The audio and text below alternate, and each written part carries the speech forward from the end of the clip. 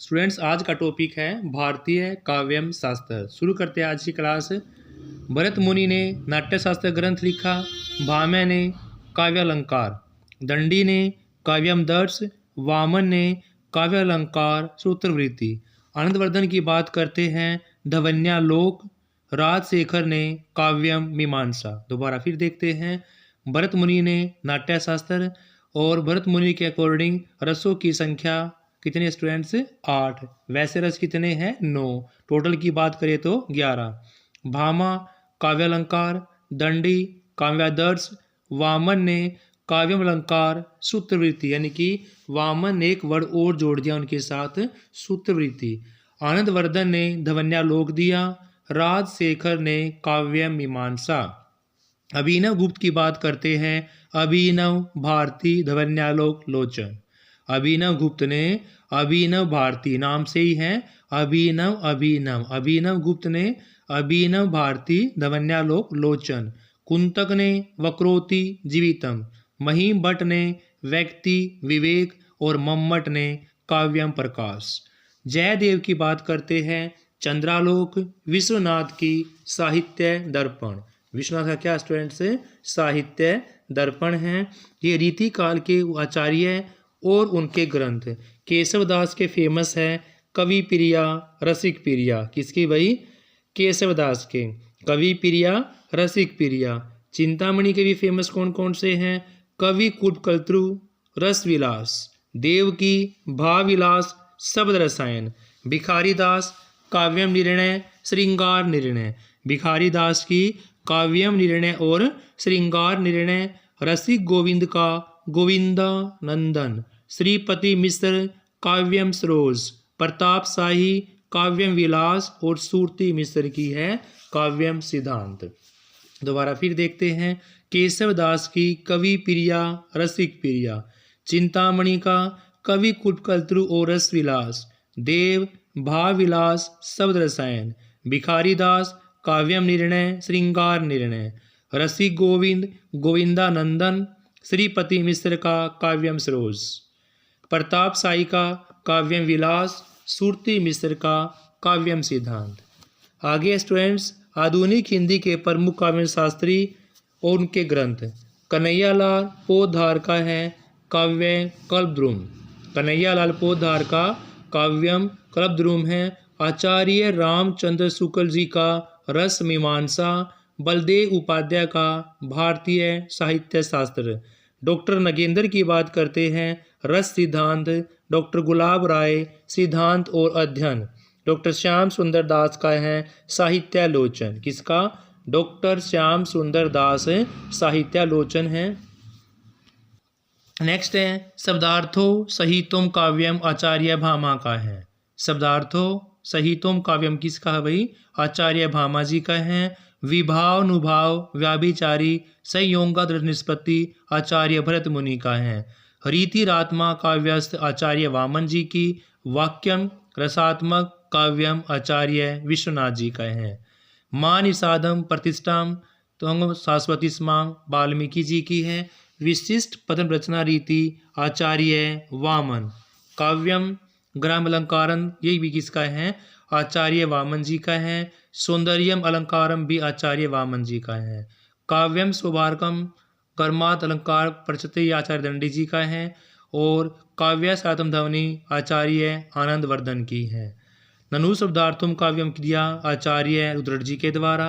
और कीर्ति भणिति बुतिबति सोई, सम सब कही हित होई, ये तुलसीदास जी के द्वारा दी गई थी। यद्यपि सुजाति सुलक्षणी सोबरन सूरज सोमरी दिया गया था केशवदास जी के द्वारा। दोबारा फिर देखते कथन किस किसके द्वारा दिए गए। शब्दार्थों सहितोम काव्यम दिया गया था आचार्य भामा जी के द्वारा। विभानुभाव व्याभिचारी संयोगादर्श निष्पत्ति, आचार्य भरत मुनि जी के द्वारा। रीतिरात्मक काव्यस्थ, आचार्य वामन जी के द्वारा। वाक्यम रसात्मक काव्यम, आचार्य विश्वनाथ जी के द्वारा। मां निषादम प्रतिष्ठा तमगत शाश्वती मां, वाल्मीकि जी के द्वारा। विशिष्ट पद रचना रीति, आचार्य वामन। काव्यम ग्रहालंकारम दिया गया था आचार्य वामन जी के द्वारा। सौंदर्यम अलंकारम, आचार्य वामन जी के द्वारा। काव्यम शोभालंकारम धर्मात अलंकार परिचित आचार्य दंडी जी का है। काव्यास्तम ध्वनि आचार्य आनंदवर्धन की है। अनुशब्दार्थम काव्यम आचार्य रुद्रट की। कीर्ति वणिति भूति बलि सोई ये तुलसीदास जी की है। और फिर जदबी सुजाति सुरचनी सुवर्ण सुरस्मृति ये केशवदास जी की है। संस्कृत के आगे सिद्धांत हैं रस संप्रदाय भरत मुनि। रस संप्रदाय किसका? भरत मुनि प्रवर्तक हैं। ग्रंथ दिया गया इनके द्वारा नाट्य शास्त्र और इनका समर्थक थे आचार्य विश्वनाथ और दंडी जी। इनके रस संप्रदाय भरत मुनि के द्वारा प्रवर्तक हैं। ग्रंथ नाट्य शास्त्र और समर्थक की बात करते हैं आचार्य विश्वनाथ और दंडी जी हैं। अलंकार संप्रदाय के भामा इनके द्वारा दिया गया काव्यालंकार आचार्य उद्भट रुद्रट जयदेव रुयक ये इनके समर्थक है। ध्वनि आनंदवर्धन के द्वारा दी गई और इनका ग्रंथ है ध्वन्यालोक। समर्थक अभिनव गुप्त और मम्मट हैं। रीति संप्रदाय के वामन ग्रंथ है काव्यालंकार। समर्थक आचार्य दंडी। वक्रोक्ति सिद्धांत के कुंतक और ग्रंथ भी तो वक्रोक्ति जीवितम है। औचित्य के श्रीमेंद्र औचित्य विचार चर्चा। आगे है स्टूडेंट्स साम्यवाद के प्रवर्तक है कार्ल मार्क्स। किसके? साम्यवाद के प्रवर्तक कौन माने गए हैं भाई? साम्यवाद के कार्ल मार्क्स हैं। मन का विश्लेषण वाले फ्रायड हैं। काव्यम की प्रकृति मूल्यवाद आई रिचर्ड्स के द्वारा। कला की निर्व्यक्तिता टी.एस. इलियट के द्वारा।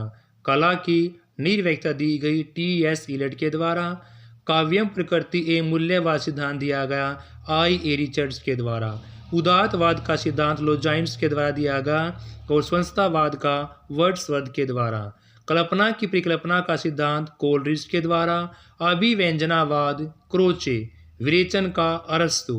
देखो व्यंजनावाद का किसके द्वारा? क्रोचे के द्वारा। विरेचन का अरस्तु के द्वारा। नवशास्त्रवाद का अलेक्जेंडर पोप के द्वारा। दोबारा फिर देखते हैं साम्यवाद कार्ल मार्क्स। मन का विश्लेषण फ्रायड। काव्य प्रकृति का आई रिचर्ड्स। कला की निर्व्यक्तिता टी.एस. इलियट। उदात्तवाद का लोजाइन्स के द्वारा और स्वतंत्रतावाद का वर्ड्सवर्थ। कल्पना की परिकल्पना कोलरिज। अभिव्यंजना का क्रोचे। विरेचन का अरस्तु के द्वारा और नवशास्त्र की बात करते हैं अलेक्जेंडर पोप के द्वारा। स्टूडेंट्स आगे शुरू करते हैं। शब्द शक्ति से भी क्वेश्चन पूछ जाते हैं। अभिधा शब्द शक्ति लक्षणा और व्यंजना तीन प्रकार की शब्द शक्ति होती है स्टूडेंट्स। अभिधा जहाँ शब्द का साक्षात संकेतिक या प्रचलित अर्थ का बोध हो उसमें कोई लक्षण ग्रंथ का प्रयोग ना किया जाए। साक्षात संकेतिक या प्रचलित अर्थ का बोध करने वाले शक्ति को शब्द शक्ति के नाम से जानते हैं अभिधा। यानी अभिधा में शब्द का साक्षात संकेतिक या प्रचलित अर्थ का बोध होगा। लक्षणा में जहाँ मुख्य अर्थ के बाधित होने पर किसी लक्षण के आधार पर शब्द का अर्थ प्रकट किया जाता है। यानी कि जहाँ मुख्य अर्थ को आप नहीं बदल पाओगे नहीं पहचान पाओगे किसी लक्षण के आधार पर शब्द का अर्थ प्रकट कर पाओगे तो वहाँ पर लक्षणा शब्द शक्ति होगी। बात करते हैं व्यंजना की। अभिधा व लक्षणा। अभिधा व लक्षणा शब्द शक्तियों के असमर्थ होने पर जब ध्वनि व्यंग्य आक्षेप के आधार पर यानी कि ना आपको अभिधा के बारे में पता लगे ना आपको लक्षणा के बारे में पता लगे आप ध्वनि व्यंग्य आक्षेप ध्वनि व्यंग्य आक्षेप द्वारा अर्थ प्रकट करते हो तो वहाँ पर व्यंजना शब्द शक्ति होती है। स्टूडेंट्स रस रस क्या होते हैं? काव्य से प्राप्त आनंद को आप रस बोला जाता है। इसके चार मेन अवयव या अंग हैं। स्थायी भाव विभाव अनुभाव संचारी भाव। देखो स्टूडेंट्स एक स्थायी भाव होते हैं एक संचारी भाव तो थोड़े समय के लिए होते हैं। विभाव अनुभाव स्थायी भाव संचारी भाव विभाव अनुभाव चार इसके अंग होते हैं। एक एक के बारे में पढ़ लेते हैं। स्थायी भाव ये भाव मन में स्थायी का मतलब है सदा विद्यमान रहेंगे। आरंभ से स्थायी भाव की संख्या कितनी मानी गई भाई? 9 मानी गई हैं। बाद में 2 और स्थायी भाव वात्सल्य और एक भक्ति 20 स्वीकार किए गए हैं। इन स्थायी भाव के जागृत होने पर अलग अलग रस की प्राप्ति होती है। स्थायी का मतलब है जो मन में सदा विद्यमान होते हैं आरंभ में इनकी संख्या 9 है, 2 और जोड़ दी गई है, एक भक्ति का और एक वात्सल्य का। लेकिन भरत मुनि के अकॉर्डिंग रस तो 8 है स्टूडेंट्स। नारी विषय रति श्रृंगार रस होता है, हास में तो हास्य रस होता ही है, शोक में करुणा रस, उत्साह में वीर रस, जहाँ पर क्रोध होगा वहाँ पर रौद्र रस होगा। आगे है स्टूडेंट्स, भय की बात करते हैं तो वहाँ पर भयानक रस, जुगुप्सा में विभत्स रस होगा, विस्मय में अद्भुत रस, सम या निर्वेद में शांत रस होता है, इस विषय कृति में भक्ति रस, और लास्ट आपका शिशु के प्रति वात्सल्य रस। सेकंड है विभाव। स्थायी भाव के उद्दीपक कारकों को क्या बोलते हैं आप? विभाव बोलते हैं। स्थायी भाव के उद्बोधक कारकों को विभाव कहते हैं। 2 प्रकार का होता है, एक आपका आलंबन और एक आपका उद्दीपन। आलंबन उद्दीपन, आलंबन उद्दीपन। आलंबन के बारे में जब जानते हैं, जिसका आलंबन पाकर स्थायी भाव जागृत होने लगते हैं, जिसका साथ पाकर आलंबन पाकर स्थायी भाव भी जागृत होते हैं, उसे आलंबन कहते हैं। 2 पक्ष होते हैं इसके आलंबन के, एक आश्रय दूसरा विषय। एक आश्रय आलंबन, दूसरा विषय आलंबन। उदाहरण के लिए राधा को देखकर कृष्ण के मन में रति भाव जागृत होता है, तब कृष्ण व राधा दोनों क्या हो गए? विभाव हो गए। यानी कि राधा और कृष्ण विभाव है, लेकिन कृष्ण यहाँ पर आश्रय है और राधा यहाँ पर विषय है। सेकंड है उद्दीपन विभाव। एक आपका आलंबन विभाव था, दूसरा कौन सा है? उद्दीपन। जिन परिस्थितियों वस्तुओं आदि को देखकर, उद्दीपन मतलब होता है जिन परिस्थितियों वस्तु आदि को देखकर स्थायी भाव जागृत होता है उन्हें उद्दीपन विभाव कहते हैं। जैसे रमणीक उद्यान। अनुभाव के बारे में भी जान लेते हैं भाई। मन के भाव को व्यक्त करने वाली शरीर की चेष्टा, अनुभाव। मन के भाव को व्यक्त करना। अनुभाव का मतलब क्या होता है भाई? मन के भाव को व्यक्त करने वाली शारीरिक चेष्टा को अनुभाव कहते हैं। इनकी संख्या, अनुभाव की संख्या 8 मानी गई है। स्तंभ, स्वेद, रोमांच, स्वरभंग, विवरणता, अश्रु, प्रलय। संचारी व्यभिचारी के बारे में बात कर लेते हैं। मन में संचरण करने वाले भाव को, मन में संचरण करने वाले भाव को संचारी भाव कहते हैं। इनकी संख्या 33 होती है। हर्ष, विषाद, त्रास, लज्जा, ग्लानि, चिंता, शंका, असूया, मोह, गर्व, उत्सुकता, उग्रता, चपलता, दीनता, जड़ता, आवेग, निर्वेद, गृति, मति, विबोध, वितक, श्रम, आलस्य, निद्रा, स्वप्न, स्मृति, मद, उन्माद, अविद्या, अपचार, व्याधि और मरण। अलंकारों की बात कर लेते हैं स्टूडेंट्स। कविता रूपी कामिनी के सौंदर्य के अवृद्धि करने वाले तत्वों को अलंकार कहते हैं। अलंकारों की संख्या कितनी मानी गई है अभी? 3 मानी गई हैं। सबसे पहले शब्दालंकार, जहाँ शब्दों के प्रयोग से काव्य में चमत्कार पैदा होता है, वहाँ कौन सा होगा? शब्दालंकार होगा। जैसे आपका अनुप्रास अलंकार हो गया। अनुप्रास काव्य में किसी एक ही वर्ण की बार बार आवृत्ति होती है।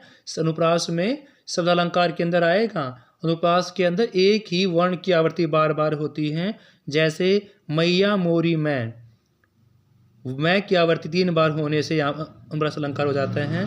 फिर आपका यमक, जब काव्य में किसी एक शब्द का 2 या 2 से अधिक बार प्रयोग हो और उसके अर्थ भी 2 या 2 ज़्यादा निकले। जैसे कनक कनक 100 गुनी मागता अधिकाय में कनक कनक 2 बार प्रयोग होने से कनक का मतलब सोना होता है, धतूरा होता है, इसलिए यहाँ पर यमक अलंकार हो जाता है कनक कनक।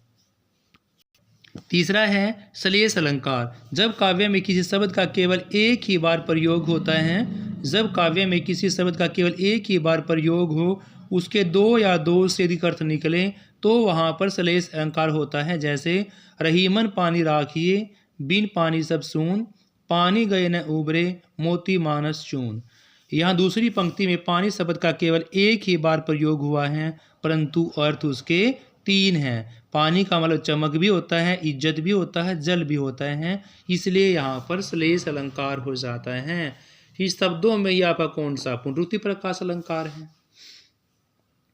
पुनरुक्ति की बात करते हैं, जब काव्य में किसी शब्द का 2 या अधिक बार प्रयोग होता है, जब काव्य में किसी भी शब्द का 2 या 2 से अधिक बार प्रयोग होता है, परंतु अर्थ एक ही ग्रहण करता है। यानी कि शब्द दो बार अर्थ एक ही, तो वह पुनरुक्ति अलंकार होता है। जैसे धीरे धीरे, यहाँ धीरे धीरे शब्द पुनरुक्ति प्रकाश अलंकार हैं, क्योंकि धीरे धीरे शब्द हमारे पास दो हैं लेकिन अर्थ इनका एक ही है। आगे आपका अर्थालंकार, जब काव्य में अर्थ के विशेष प्रयोग से चमत्कार या सौंदर्य पैदा होता है तो वहाँ पर क्या कहलाता है? अर्थालंकार कहलाते हैं। प्रमुख अर्थालंकारों की परिभाषाओं में उपमा, उपमा शब्द का अर्थ है तुलना करना। जब काव्य में किसी साधारण वस्तु, जिसको उपमेय बोलते हैं, कि तुलना किसी प्रसिद्ध व्यक्ति उपमान से की जाए, उपमेय उपमा किसी प्रसिद्ध व्यक्ति से किसी आम आदमी की तुलना की जाए तो वहाँ पर उपमा अलंकार होता है। और उपमा में सा से सी, सा सी सम सरिस, ये शब्दों का प्रयोग भी किया जाता है। यानी उपमा शब्द का अर्थ होता तुलना करना।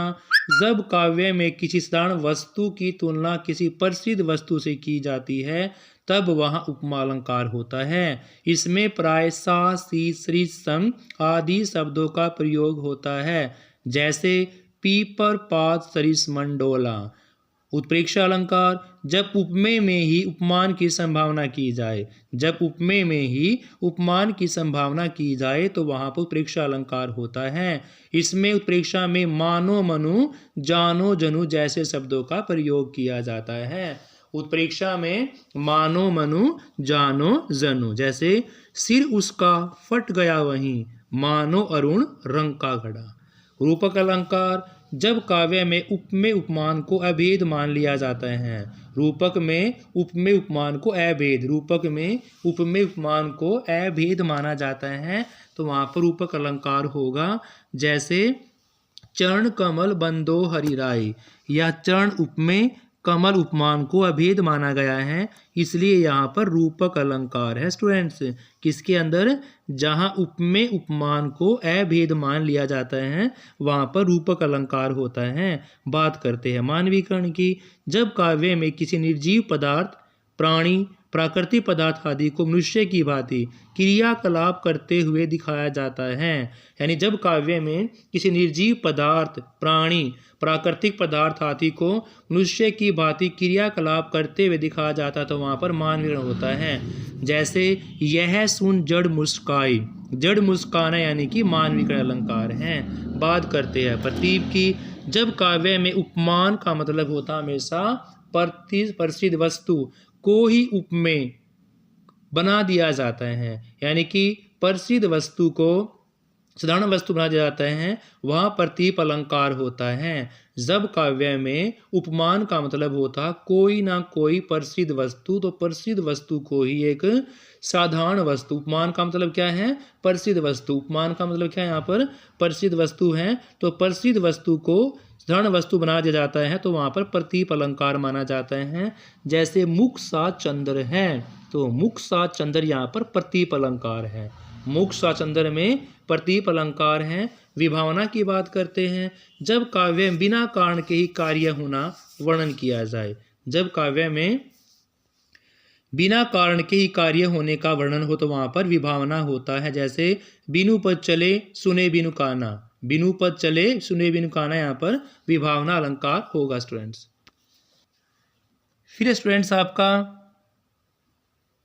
अतिशयोक्ति अलंकार, जब काव्य में किसी बात को इतना बड़ा चढ़ाकर कहा जाए कि उस पर विश्वास करना ही कठिन हो जाता है तब वहाँ पर अतिशयोक्ति अलंकार होता है स्टूडेंट्स। अतिशयोक्ति अलंकार, जब काव्य में किसी बात को इतना बड़ा चढ़ाकर कहा जाए कि उस पर विश्वास करना कठिन हो जाए तो वह अतिशयोक्ति अलंकार होता है। तो स्टूडेंट्स हमारा अलंकार, रस और जो काव्यम शास्त्र के जो क्वेश्चन सारे इस क्लास में कंप्लीट होते हैं। Have a nice day student, please like share class.